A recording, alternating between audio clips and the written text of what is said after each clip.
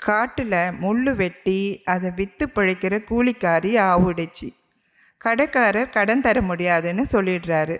அப்போ தான் அவளோட சின்ன பயல், மா என்னமாச்சும் தின்பண்டம் இருக்காம்மா அப்படின்னு கேட்குறான். ஆவுடைச்சியால் வாங்கி தர முடியாத நிலைமை. ஆனால் மகனோட கெஞ்சுற குரல் அந்த தாயின் வயிற்றை பிசைகிறது. கண்ணாத்தாவோடு காட்டுக்கு போக காத்திருக்கிறாள். ஆனால் அவள் அன்று வரவில்லை. அந்த பயங்கர காட்டுக்குள் தனியாக போக பயப்படுகிறாள் ஆவுடைச்சி. அவளுடைய பயம் வென்றதா அல்லது மகன் மேல் அந்த தாய்க்கு இருந்த பாசம் வென்றதா? அந்த காட்டுக்கு அவள் தனியாக போனாளா? இதை சொல்வது தான் இந்த கதை.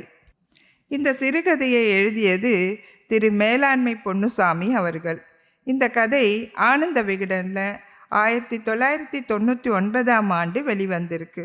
வாங்க இப்போ கதை கேட்கலாம்.